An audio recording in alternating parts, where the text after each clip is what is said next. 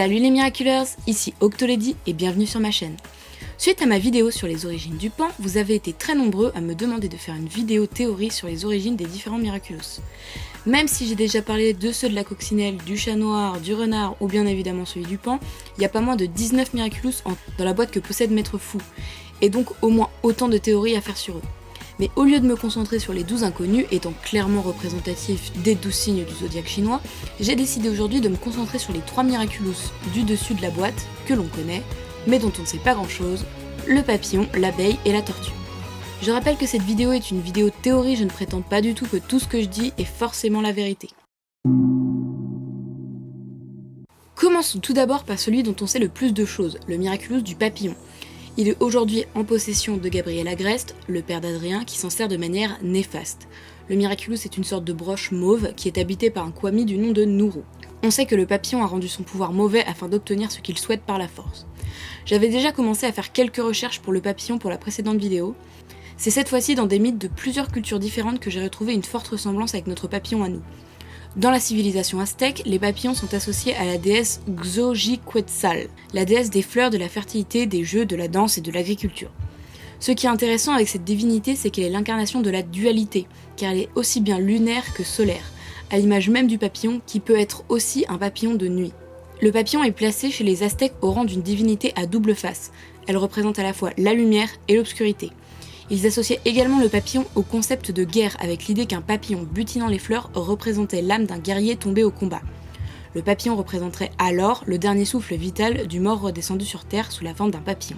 Dans la mythologie grecque, on raconte que Prométhée façonna le corps humain avec de l'argile et qu'Athéna y insuffla un papillon pour l'animer. Dans la religion chrétienne, le papillon est un symbole de renaissance de l'âme, alors que le papillon de nuit est symbolisme de Satan et de la corruption. Mais alors, quel serait le rapport avec notre papillon ? Déjà, prenons le pouvoir de base du papillon. Le papillon est censé choisir un champion, une personne à qui il confère un pouvoir. On pourrait percevoir cela comme une métamorphose, une renaissance. La personne choisie deviendrait une version améliorée d'elle-même. On aurait là la métaphore de la renaissance de l'âme par l'acquisition de pouvoir, mais aussi la notion de soldat, avec les termes champions qui désignaient dans la Rome antique des hommes choisis par deux camps devant s'affronter en duel pour résoudre les conflits. A la base, le pouvoir du papillon devait sûrement servir à procurer des pouvoirs à des gens lambda, afin de gérer des situations de crise, résoudre des problèmes que le porteur ne pouvait pas gérer seul. En fait, l'essence même de ces pouvoirs était probablement de créer des héros temporaires à l'instar des gardiens qui, eux, confiaient des Miraculous ponctuellement. Prenons maintenant le nom anglais du papillon, Hawkmoth. C'est une espèce de gros papillon de nuit dont la plupart des gens n'apprécient guère la présence. Si on en croit la religion chrétienne, le papillon de nuit représente Satan, la corruption de l'âme, exactement ce que fait au final le papillon. Il se sert des faiblesses, du mal-être des gens afin de les corrompre, afin qu'ils deviennent ses soldats. On retrouve également le côté double facette avec un papillon qui de jour pourrait aider les gens et de nuit corrompre leur cœur. Bien qu'on pourrait appliquer directement ce principe avec Gabriel. D'un côté, un homme brillant à qui tout réussit, styliste reconnu, mis sur le devant de la scène, et à côté, un père froid et distant avec son fils, terriblement blessé par la disparition ou mort de sa femme, prêt à faire du mal à n'importe qui pour atteindre son but. On s'aventure déjà sur un terrain un peu plus glissant. À ce jour, on ne possède que peu d'informations sur le Miraculous de l'abeille. Je dis ça, mais on en a vraisemblablement plus que sur le pan. Le Miraculous est un peigne dans lequel habite un kwami du nom de Pollen.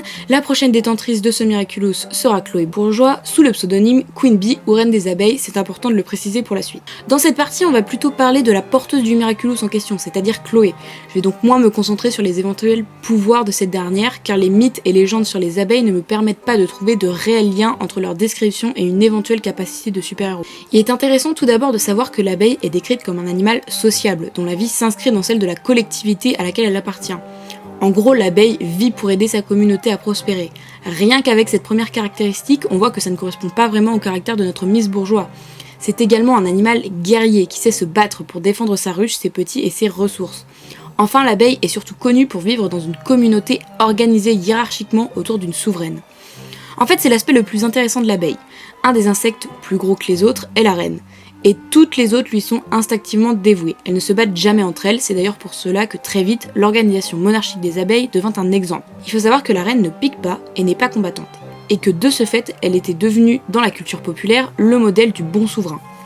Un proverbe latin utilisé dans la royauté lui était même dédié, non utitur aquello rex, Traduction, le roi ne fait pas usage de son dard. Ici, le proverbe emprunté à la vie des abeilles et à leur reine, qui je vous le rappelle avait été élevé au rang d'exemple, signifiait que le souverain ne devait pas employer son pouvoir contre les plus faibles et se montrer magnanime. Si je ne peux pas vraiment déduire de pouvoir à partir de ces différents faits, il est pour moi clair que le Miraculous de l'abeille servira surtout à dévoiler une facette de Chloé que nous ne connaissons pas. Si nous énumérons tout ce que nous avons dit jusque-là sur les abeilles, il est clair que Chloé représente leur parfait opposé. Animal sociable, Chloé déteste tout le monde sauf elle, Adrien et à la rigueur Sabrina. Elle aide la communauté à prospérer, c'est plutôt tout faire du moment que ça lui profite à elle. Ne pas utiliser son pouvoir sur les plus faibles, elle voit tout le monde comme des marchepieds et utilise le pouvoir de son père dès que ça lui chante. Se montrer magnanime, je pense que Chloé ne connaît même pas l'existence de ce mot. Donc il est vrai que Chloé est loin d'être un modèle, mais nous en avons eu la preuve dans Zombizou et un peu dans d'autres épisodes, Chloé a un bon fond, qu'elle refoule vraisemblablement à cause de l'éloignement pris par sa mère. Je pense que le fait de posséder un Miraculous va vraiment l'aider à faire ressortir le bon côté de sa personnalité. Une phrase de Thomas Astruc dans le making-of de la saison 2 m'y a également fait penser.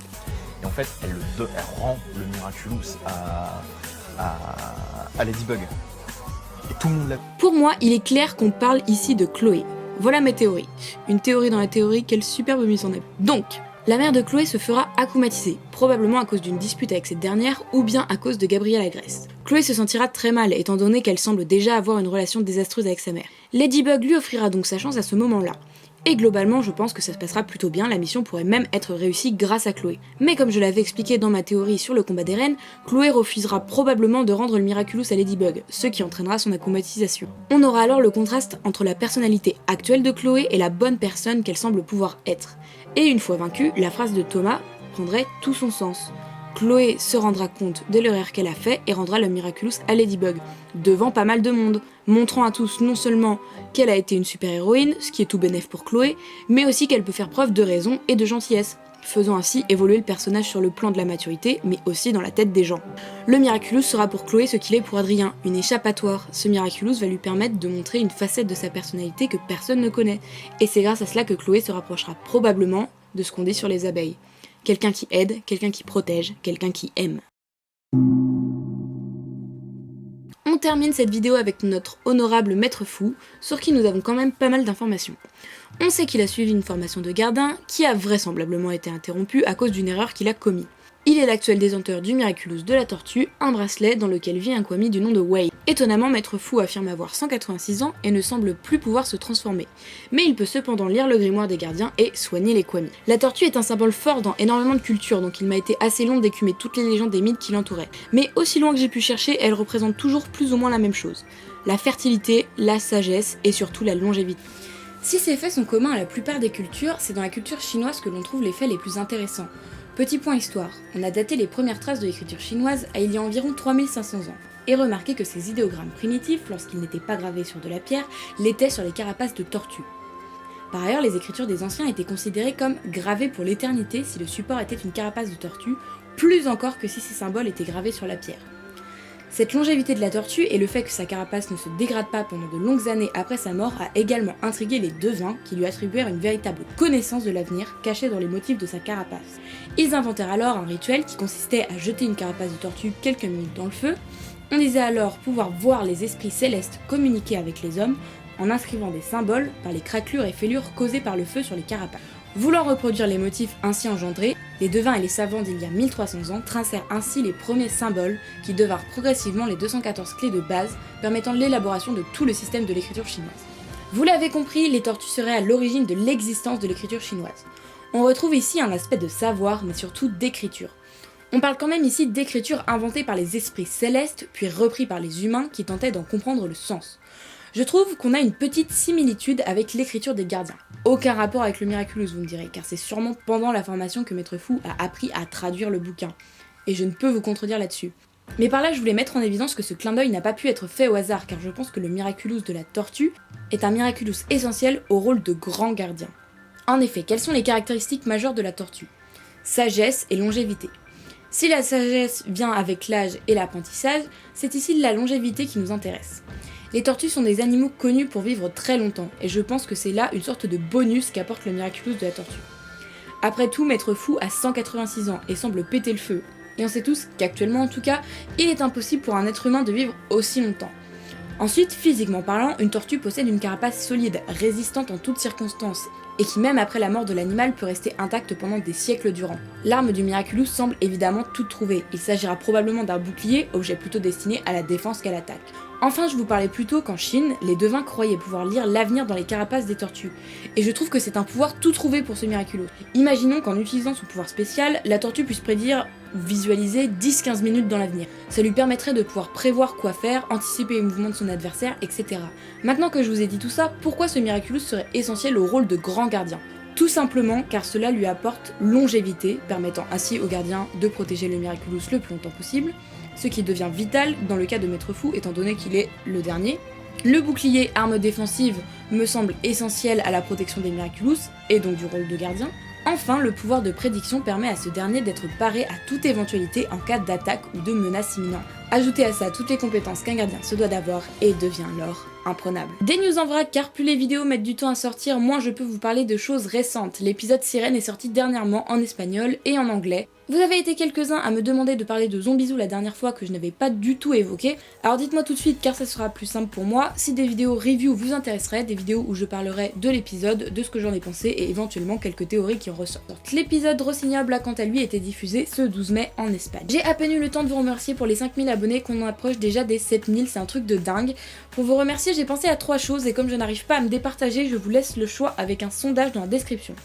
Première proposition, une FAQ, je répondrai donc à toutes vos questions du moment que ce n'est pas trop indiscret et il y aura un tirage au sort parmi toutes celles et ceux qui auront posé des questions pour gagner des lots. Deuxième proposition, un concours de théorie, donc soumettez-moi vos meilleures théories et je ferai une vidéo sur les 3 meilleures d'entre elles, il y aura bien évidemment des lots à gagner. Et enfin, troisième proposition, un concours de dessin, vous n'êtes pas sans savoir qu'Octolady est un pseudo de super-héroïne, oui, mais à quoi ressemble-t-elle? Ce sera à vous de l'imaginer, encore une fois des lots Miraculous seront à gagner. Le lien du sondage est dans la description, j'en posterai sûrement un sur Amino. Je profite de cette dernière proposition pour poster ce magnifique fanart qu'une abonnée m'a fait sur Amino. Merci encore à Lady Rox pour ce super choupi mignon fanart, il est adorable. Cette vidéo est à présent terminée, j'espère qu'elle vous aura plu.